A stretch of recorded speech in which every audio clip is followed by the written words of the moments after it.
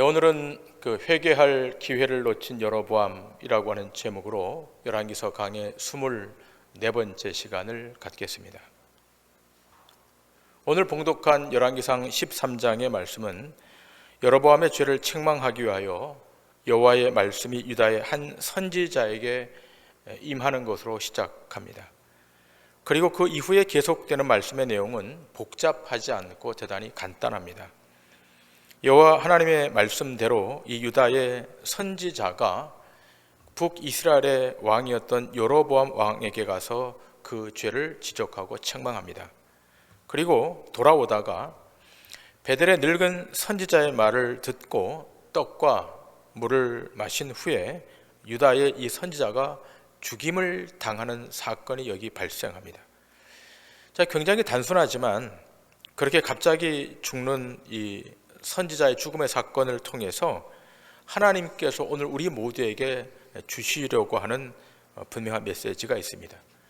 오늘 본문을 통해 주시는 이 교훈이 무엇인가를 확인하고 오늘을 살아가는 우리 모두가 이 교훈의 말씀을 붙들고 세상 앞에 반드시 승리해야 될 줄 믿습니다.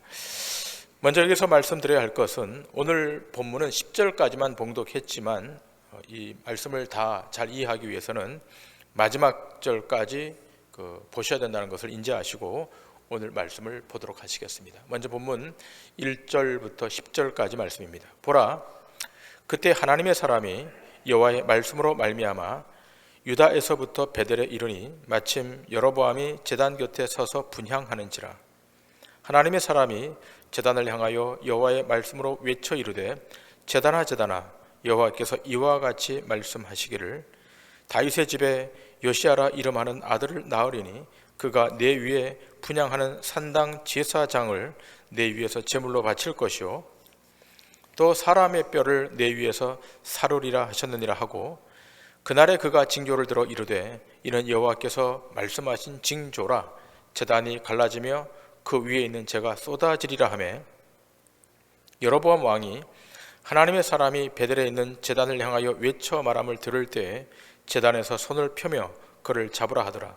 그를 향하여 편 손이 말라 다시 거두지 못하며 하나님의 사람이 여호와의 말씀으로 보인 징조대로 제단이 갈라지며 재가 제단에서 쏟아진지라. 왕이 하나님의 사람에게 말하여 이르되 청하건대 너는 나를 위하여 네 하나님 여호와께 은혜를 구하여 내 손이 다시 성하게 기도하라. 하나님의 사람이 여호와께 은혜를 구하니 왕의 손이 다시 성하도록 전고같이 되니라. 왕이 하나님의 사람에게 이르되 나와 함께 집에 가서 쉬라. 내가 네게 예물을 주리라. 하나님의 사람이 왕께 대답하되 왕께서 왕의 집 절반을 내게 준다 할지라도 나는 왕과 함께 들어가지도 아니하고 이곳에서는 떡도 먹지 아니하고 물도 마시지 아니하리니 이는 곧 여호와의 말씀이 내게 명령하여 이르시기를 떡도 먹지 말며 물도 마시지 말고 왔던 길로 되돌아가지 말라 하셨음이나 하고, 이에 다른 길로 가고 자기가 베델에 오던 길로 되돌아가지도 아니하니라. 여러분, 지금 제가 봉독한 이 본문 안에 여호와의 말씀이라고 하는 표현이 무려 6번 등장합니다. 그러니까 이 유다의 선지자 개인이 이 신탁을 말하는 것이 아니라 하나님의 말씀에 근거해서 지금 이 신탁의 말씀을 선포하고 있다는 것입니다. 자, 그 신탁의 내용이 그렇지 않습니까? 다윗의 집에 요시아라 이름하는 그 아들, 그 왕이 출생할 터인데 그가 지금 여로보암이 제단을 분향하는 이 제단 위에 제사장들을 제물로 바칠 것이고 또 사람의 뼈를 내 위에 사를 것이다라고 하는 그 신탁의 내용을 쏟아붓습니다.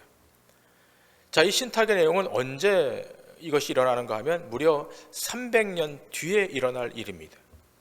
자, 이 300년 뒤에 일어날 일을 지금 유다의 한 선지자가 여로보암 왕 앞에 와서 이 메시지, 이 신탁을 전합니다. 자, 그런데 이 신탁의 메시지대로 이 재앙이 일어나죠. 자, 열왕기하 23장의 말씀을 보시겠습니다. 열왕기하 23장 15절 16절입니다.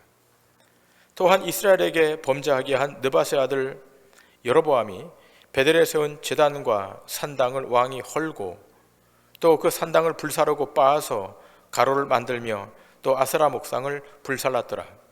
요시아가 몸을 돌이켜 산에 있는 무덤들을 보고 보내어 그 무덤에서 해골을 가져다가 제단 위에서 불살라 그 제단을 더럽게 하니라. 이 일을 하나님의 사람이 전하였더니 그 전한 여호와의 말씀대로 되었더라. 자, 지금 열왕기하 23장은 요시아 왕 300년 후에 요시아 왕이 했던 일을 기록하고 있는 거예요. 자, 요시아 왕은 알다시피 개혁의 왕이었습니다. 그 조상들이 세워놓았던 산당들을 다 파괴시킵니다. 우상을 불사릅니다. 자, 그 중에 이 여로보암 왕이 베델에 세웠던 단과 산당도 다 헐어버립니다. 그러니까 하나님의 말씀대로 지금 성취되고 있는 겁니다. 300년 뒤에 일어날 일을 지금 이 본문에 이 유다 선지자가 전하고 있고 300년 뒤에 여호와의 말씀대로 그대로 완성되고 있는 것입니다. 이게 중요한 겁니다. 우리가 이런 말씀을 보면서 무엇을 확인하게 되는가 하면 하나님이 말씀하신 말씀은 1.1획도 변함없이 하나님의 때에 다 완성된다고 하는 것입니다. 그러므로 우리가 오늘 이 예배당에 모여서 하나님의 말씀을 듣는 것, 이 시간을 할애해서 하나님의 말씀에 집중하는 것은 대단히 중요한 거예요. 왜냐하면 선포되는 말씀이 하나님의 말씀이라면 이 말씀대로 이루어지는 역사가 있기 때문에 그런 것입니다. 자, 이 본문 제가 읽은 이 본문 1절부터 10절의 말씀의 내용을 좀 정리하려고 합니다. 남유다의 선지자가 북이스라엘의 왕 여로보암에게로 올라왔어요. 마침 여로보암은 베델의 단에서 분향을 하고 있었습니다. 이 남쪽에서 올라왔던 이 유다의 선지자는 여로보암 왕이 분향하고 있는 것에 개의치 않고 하나님으로부터 받은 신탁을 전달합니다. 조금 전에 언급했던 그 내용이죠. 자, 이 신탁이 전달되자마자 여로보암 왕의 손이 말라버려요. 혈이 돌지 않고 손이 굳어지는 거예요. 자, 그러자 여로보암 왕이 이 선지자에게 여호와께 은혜를 좀 구해서 내 손이 다시 회복되게 해달라고 요청합니다. 이때 이 선지자가 하나님께 은혜를 구하자 손이 다시 회복돼요. 혈이 돕니다. 자, 그러자 여로보암 왕이 이 선지자에게 이런 요청을 합니다. 나와 함께 돌아가면 내가 후대하겠다. 아마도 여로보암 왕은 이런 능력 있는 선지자를 자기 옆에 두면 좋겠다고 판단했던 것 같습니다. 그러나 이 남유다 선지자는 그 제안을 거절합니다. 여호와의 말씀에 떡도 먹지 말고 물도 마시지 말고 왔던 길로도 되돌아가지 말라라고 말씀하셨기에 왕의 집 절반을 준다 할지라도 나는 가지 않겠다라고 단호하게 거절합니다. 자, 여러분, 그렇다면 여호와 하나님께서 왜 이렇게 하셨을까라고 하는 거예요. 여러분 아시다시피 여로보암 왕은 북이스라엘의 초대 왕이었고 남유다로부터 갈라져 나온 다음 북이스라엘을 창건한 다음에 그들이 섬겼던 대상은 금송아지였습니다. 겉으로는 하나님을 섬긴다 그랬지만 그러나 하나님을 섬기는 것은 뒷전이었고 금송아지를 제단 위에 만들어 놓고 섬기고 있었습니다. 당연히 하나님으로부터 큰 심판을 받아야 했습니다. 여기 중요한 메시지가 있는 겁니다. 심판받을 곳에 그 어떤 것도 그것이 좋게 보이든 매력적으로 보이든 내게 호의적으로 보이든 그 어떤 것도 취하지 말 것을 말하고 있는 거예요. 심판의 대상이 있는 그 자리, 하나님의 엄중한 심판이 있는 그 자리에는 그 어떤 것도 취하면 안 됨을 말씀하고 있는 겁니다. 시편 기자가 이렇게 우리에게 증거하고 있지 않습니까? 시편 1편 1절과 2절입니다. 복 있는 사람은 악인들의 꾀를 따르지 아니하며 죄인들의 길에 서지 아니하며 오만한 자들의 자리에 앉지 아니하고 오직 여호와의 율법을 즐거워하여 그의 율법을 주야로 묵상하는도다. 자, 지금 이 유다의 선지자는 악인들의 꾀를 따르지 않고 있어요. 북이스라엘의 왕의 제안도 거절해요. 그들의 길에 서지 않고 오만한 자의 자리에 앉지 않습니다. 여호와의 말씀대로 행하고 있습니다. 자, 그런데 이 이후가 문제가 됩니다. 교묘하게 이 문제가 바뀌기 시작합니다. 본문 11절부터 19절입니다. 베델에 한 늙은 선지자가 살더니 그의 아들들이 와서 이날에 하나님의 사람이 베델에서 행한 모든 일을 그에게 말하고 또 그가 왕에게 드린 말씀도 그들이 그들의 아버지에게 말한지라. 그들의 아버지가 그들에게 이르되 그가 어느 길로 가더냐 하니 그의 아들들이 유다에서부터 온 하나님의 사람의 간 길을 보았음이라. 그가 그의 아들들에게 이르되 나를 위하여 나귀의 안장을 지우라. 그들이 나귀의 안장을 지우니 그가 타고 하나님의 사람을 뒤따라가서 상수리 나무 아래에 앉은 것을 보고 이르되 그대가 유다에서 온 하나님의 사람이냐? 대답하되 그러하다. 그가 그 사람에게 이르되 나와 함께 집으로 가서 떡을 먹으라. 대답하되 나는 그대와 함께 돌아가지도 못하겠고 그대와 함께 들어가지도 못하겠으며 내가 이곳에서 그대와 함께 떡도 먹지 아니하고 물도 마시지 아니하리니 이는 여호와의 말씀이 내게 이르시기를 내가 거기서 떡도 먹지 말고 물도 마시지 말며 또 내가 오던 길로 되돌아가지도 말라 하셨음이로다. 그가 그 사람에게 이르되 나도 그대와 같은 선지자라. 천사가 여호와의 말씀으로 내게 이르기를 그를 네 집으로 데리고 돌아가서 그에게 떡을 먹이고 물을 마시게 하라 하였느니라 하니 이는 그 사람을 속임이라. 이에 그 사람이 그와 함께 돌아가서 그의 집에서 떡을 먹으며 물을 마시니라. 여러분, 베델에 한 늙은 선지자가 살고 있었습니다. 자, 그런데 그 아들들이 여로보암 왕에게 일어났던 이 사건의 소식을 전달합니다. 이 메시지를 들었던 이 늙은 선지자가 갑자기 태도를 바꿉니다. 나귀를 타고 유다에서 온 하나님의 선지자를 뒤쫓아갑니다. 그리고 만납니다. 상수리 나무 아래 앉아있는 이 유다에서 온 선지자를 만나서 뭐라고 이야기하는가 하면 우리 집에 가서 좀 쉽시다. 우리 집으로 가서 떡을 좀 먹고 물을 좀 마십시다라고 요청합니다. 그러자 이 선지자는 왕에게 거절했던 것처럼 여호와의 말씀으로 단호하게 거절하죠. 하나님의 말씀에 떡도 먹지 말고 물도 마시지 말고 왔던 길로 되돌아가지도 말라 했기 때문에 나는 갈 수 없다라고 거절합니다. 자, 그런데 이 늙은 선지자가 이렇게 이야기합니다. 당신도 선지자요 나도 선지자입니다. 그리고 천사가 여호와의 말씀으로 내게 말했는데 당신을 집으로 데리고 가서 떡을 먹고 물을 마시게 하라 했다라고 말합니다. 이 말에 유다에서 올라왔던 이 선지자가 이 늙은 선지자의 집으로 갑니다. 거기 가서 떡을 먹고 물을 마십니다.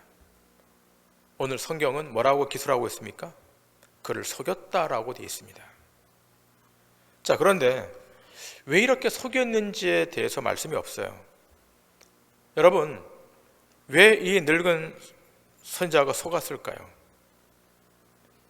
그리고 늙은 선지자의 말을 이 유다 선지자는 왜 그것을 아무런 의심 없이 수용했을까요? 왕의 제안도 거절했던 사람인데 왜 이 늙은 선지자의 말은 듣고 거기로 따라간 것일까요? 여러분, 이런 내용으로 추측해 볼 수 있을 것입니다.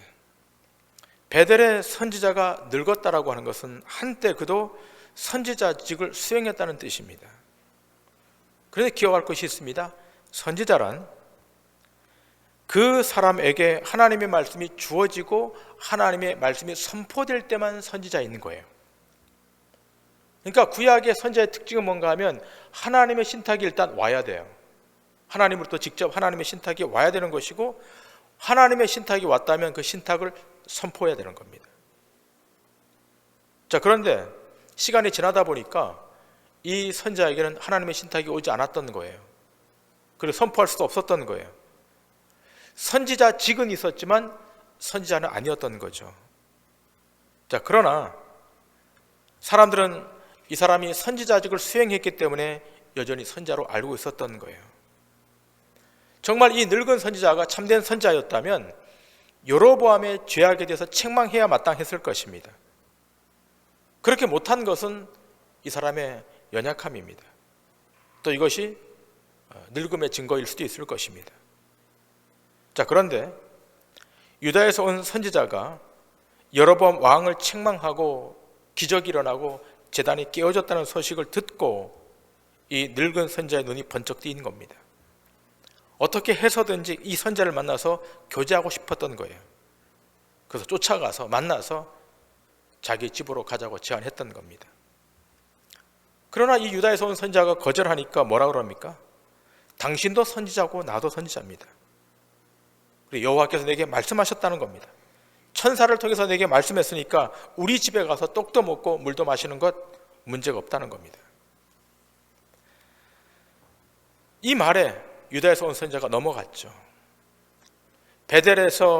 베델까지 와서 돌아가는데 하루 종일 떡도 먹지 못하고 물도 마시지 못했으니까 얼마나 힘들었겠습니까?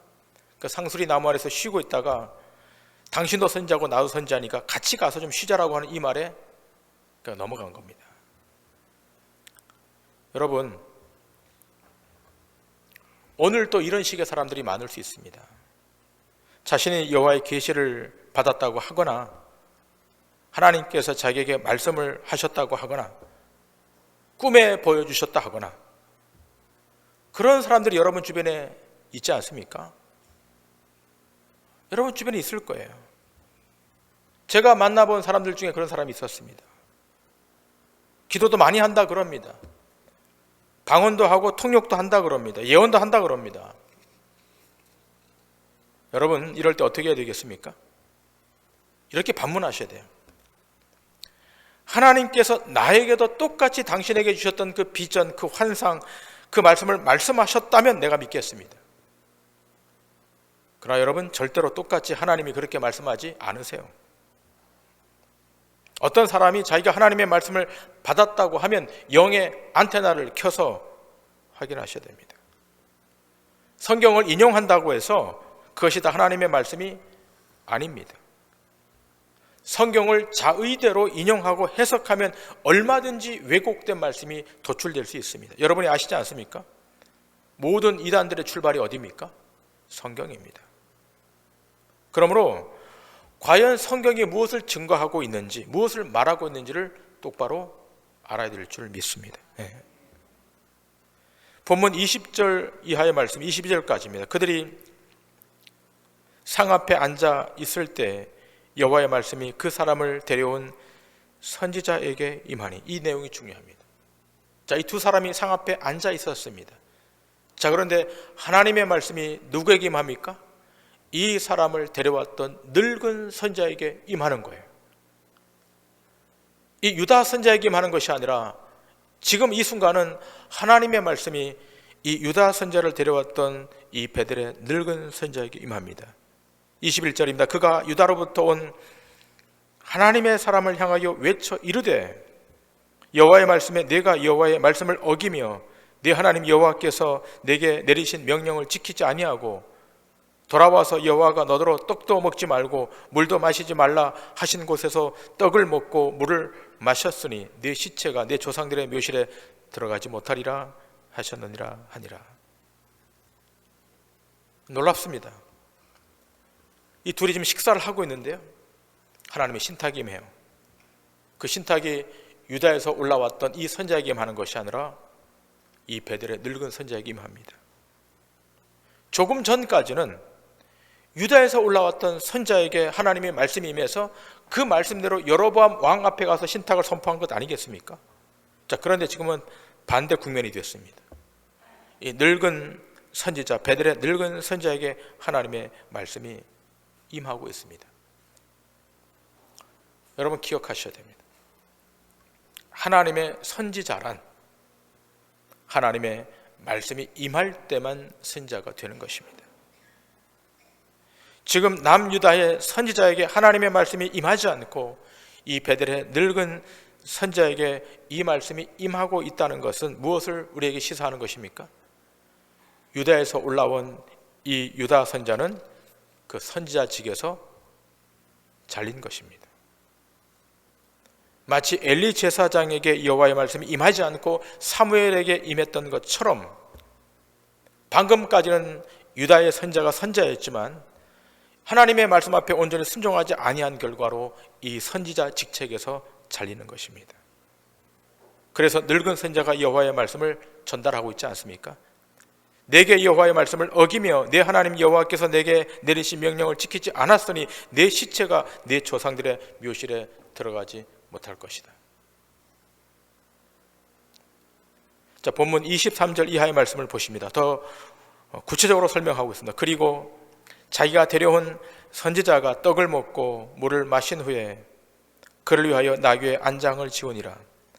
이에 그 사람이 가더니 사자가 길에서 그를 만나 물어 죽이매 그의 시체가 길에 버림받으니 나귀는 그 곁에 서 있고 사자도 그 시체 곁에 서 있더라. 지나가는 사람들이 길에 버린 시체와 그 시체 곁에 선 사자를 보고 그 늙은 선지자가 사는 성읍에 가서 말한지라. 그 사람을 길에서 데리고 돌아간 선지자가 듣고 말하되 이는 여호와의 말씀을 어긴 하나님의 사람이로다. 여호와께서 그에게 하신 말씀과 같이 여호와께서 그를 사자에게 넘기심에 사자가 그를 찢어 죽였도다 하고 이에 그의 아들들에게 말하여 이르되 나를 위하여 나귀의 안장을 지우라. 그들이 안장을 지우매 그가 가서 본즉 그의 시체가 길에 버림받이었고 나귀와 사자는 그 시체 곁에 서 있는데 사자가 시체를 먹지도 아니하였고 나귀를 찢지도 아니하였더라. 늙은 선지자가 하나님의 사람의 시체를 들어 나귀에 실어 가지고 돌아와 자기 성읍으로 들어가서 슬피 울며 장사하되 곧 그의 시체를 자기의 묘실에 두고 오호라 내 형제 하며 그를 위하여 슬피 우니라. 그 사람을 장사한 후에 그가 그 아들들에게 말하여 이르되 내가 죽거든 하나님의 사람을 장사한 묘실에 나를 장사하되 내 뼈를 그의 뼈 곁에 두라. 그가 여호와의 말씀으로 베델에 있는 제단을 향하고 또 사마리아 성읍들에 있는 모든 산당을 향하여 외쳐 말한 것이 반드시 이룰 것임이니라. 자, 지금 사자가 길에서 나타나서 유다에서 온 선지자를 찢어 죽입니다. 근데 이상한 것은 이 사자가 시체를 먹지 않아요. 그리고 이 선지자가 타고 갔던 이 나귀도 사자가 해치질 않아요. 이 사자가 시체 앞에 그대로 가만히 서 있고 타고 왔던 나귀도 해치지 않습니다. 참으로 기이한 일입니다. 여러분, 이거 누가 이렇게 하신 일이겠습니까? 하나님께서 하신 일입니다. 여호와의 말씀을 어긴 선지자를 하나님이 지금 심판하고 계십니다. 자, 이 이야기를 들었던 늙은 선지자가 나귀를 타고 와서 이 시체를 씻습니다. 그리고 자기 성읍으로 돌아가서 슬피 울며 장사합니다. 그리고 장사할 때 뭐라고 자기 아들들에게 말하는가 하면 내가 죽거든 이 죽은 선지자 곁에 나를 묻어달라고 유언을 남깁니다. 자, 여기 주목할 것은 무엇인가 하면 이 모든 이 행위, 이 모든 말을 지금 베델의 늙은 선지자가 말을 하고 있다는 겁니다. 이 말을 합니다. 사마리아 성읍들에 있는 산당을 향하여 외쳐 말한 것이 반드시 이루어질지어다. 처음에 신탁을 받은 선지자는 유다 선지자였지만 지금은 이 선지자직을 누가 수행하고 있는가 하면 늙은 선지자가 수행하고 있습니다. 하나님의 신탁이 이 늙은 선지자에게로 이동하여 온 것입니다. 그리고 이 말씀대로 요시야 시대 때 이 선지자가 말했던 이 하나님의 말씀, 여호와의 말씀이 그대로 성취됩니다. 300년 뒤에 요시야 왕이 태어나고 등극해서 이 요시야 왕이 이 베델에서 일어났던 일을 기억하면서 이렇게 일을 처리합니다. 열왕기하 23장 17절 이하에 요시야 왕이 이렇게 처리합니다. 17절 이하입니다. 요시야가 이르되 내게 보이는 저것은 무슨 비석이냐 하니 성읍 사람들이 그에게 말하되 왕께서 베델의 제단에 대하여 행하신 이 일을 전하러 유다에서 왔던 하나님의 사람의 묘실이니이다 하니라. 이르되 그대로 두고 그의 뼈를 옮기지 말라 하매 무리가 그의 뼈와 사마리아에서 온 선자의 뼈는 그대로 두었더라. 전에 이스라엘 여러 왕이 사마리아 각 성읍에 지어서 여호와를 경노하게 한 산당을 요시야가 다 제거하되 베델에서 행한 모든 일대로 행하고 또 거기 있는 산당의 제사장들을 다 제단 위에서 죽이고 사람의 해골을 제단 위에서 불사르고 예루살렘으로 돌아왔더라. 자, 지금 요시야 왕이 계획을 단행하고 있습니다. 그의 선조들이 지었던 산당들을 다 부시고 있습니다.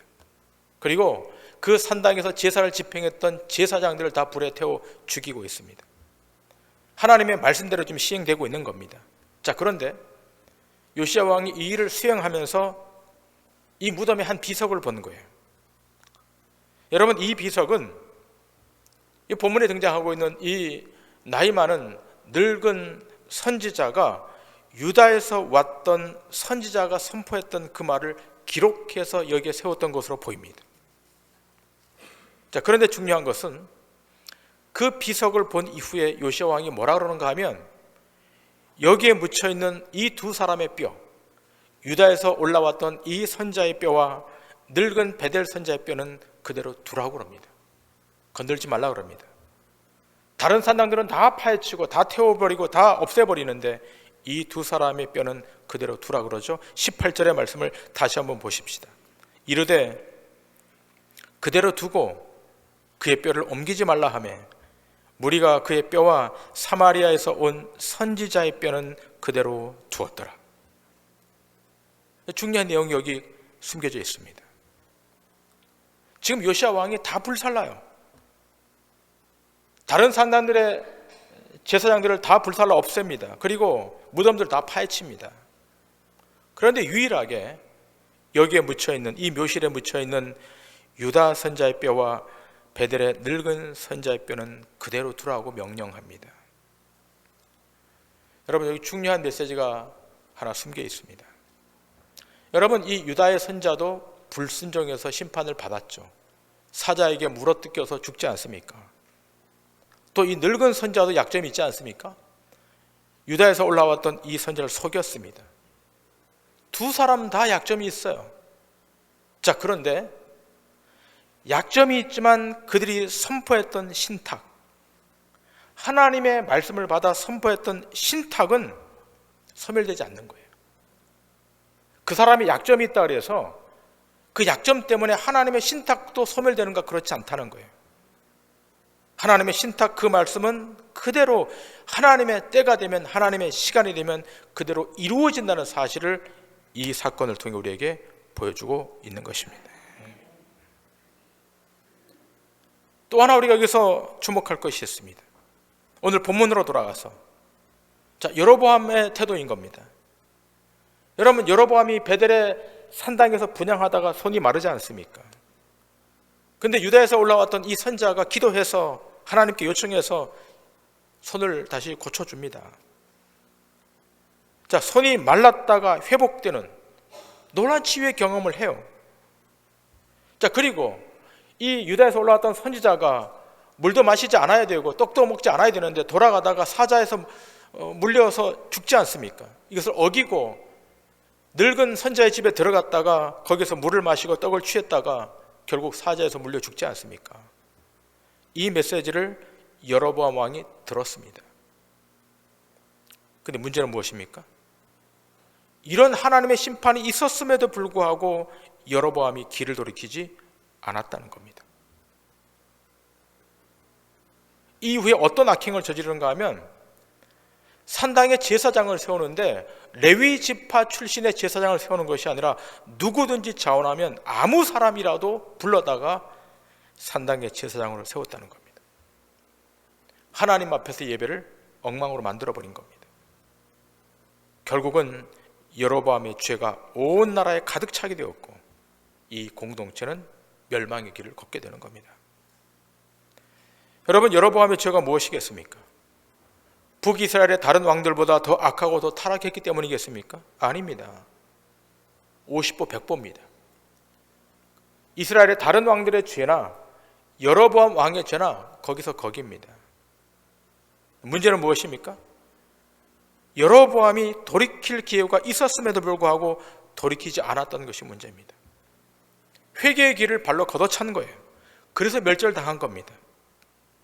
황금 송아지를 만들어 놓고 제사를 지내면서 그 제사가 하나님을 위한 제사가 아니라 자기를 위한 제사였다는 겁니다. 신의 이름을 부르고 있었지만, 여호와 이름을 부르고 있었지만 그것은 허울 좋은 구호에 불과했던 것이고 재단에 우상을 세워서 자기 종교로 편입시켰던 겁니다. 여로보암의 가장 큰 죄는 회개할 기회를 놓치는 거예요. 이것이 가장 큰 죄입니다. 여러분, 이 죄가 오늘 우리에게 있는지 없는지 확인하셔야 돼요. 하나님은 끊임없이 여러분 심령 가운데 성령님을 부어주셔서 회개하라, 회개하라, 회개하라고 말씀하십니다. 엎드리라 그러는 거예요. 하나님의 존전 앞에 와서 무릎을 꿇으라는 거예요. 가슴을 치며 옷을 찢으며 회개하라는 거예요. 그 성령님의 그 회개하라고 하는 음성을 듣고도 회개하셨습니까? 예수님의 십자가를 붙들면 내 죄가 다 도말될 것이다 말씀했는데 그 십자가를 붙들고 하나님 앞으로 나왔는가라고 하는 거예요. 언제부터인가 그 십자가가 액세서리로 바뀌고 그 십자가가 그냥 내 신앙의 상징물로 조형물로 바뀌지는 않았는가라고 하는 거예요. 예수님의 십자가의 죽으심으로 우리 죄가 도말된 거 아니겠습니까? 자, 그렇다면 죄 앞에 돌이킬 기회가 있다면, 회개할 기회가 있다면 돌이켜야 되는 거예요. 돌아서셔야 됩니다. 바울은 갈라디아 교회 이렇게 말하고 있지 않습니까? 갈라디아서 2장 20절입니다. 내가 그리스도와 함께 십자가에 못 박혔나니 그런즉 이제는 내가 사는 것이 아니오 오직 내 안에 그리스도께서 사시는 것이라. 이제 내가 육체 가운데 사는 것은 나를 사랑하사 나를 위하여 자기 자신을 버리신 하나님의 아들을 믿는 믿음 안에서 사는 것이라. 바울이 말합니다. 내가 십자가에 못 박혔다는 거예요. 신자는 날마다 그 십자가에 못을 박아야 되는 존재입니다. 그 십자가에 우리가 넘겨질 때 대속자 예수 그리스도께서 우리를 깨끗하게 하시고 성결케 하심을 믿으셔야 됩니다. 여러분, 신자가 세상과 다른 것은 완전해서가 아니라, 허물이 없어서가 아니라 그리스도 앞에서 용서를 받았기 때문인 거예요. 그래서 신자란 누구입니까? 용서받은 죄인인 거예요. 죄인이 아닌 게 아니라 죄인인데 뭘 받은 겁니까? 용서를 받은 거예요. 세상 사람들 우리한테 그러잖아요. 니나 내나 똑같은데 뭘 자꾸 예수 믿으라 그러냐, 그렇게 말하고 있지 않습니까? 그러나 그거는 현상적으로 보는 거예요. 오늘 이 아침 우리는 여기 와서 주님으로부터 용서를 받는 거예요. 회개할 기회를 얻어서 십자가 보혈을 붙들고 의지해서 죄사함을 받는 거예요. 여러분, 회개할 기회가 주어졌습니까? 그러면 빨리 주님 앞으로 달려가십시오. 그 앞에 무릎을 꿇고 용서하시는 주님의 치유의 은혜를 덧입으십시오. 그러면 삶에 놀랍고도 신비한 변화가 우리 인생 가운데 찾아오게 될 줄 믿습니다.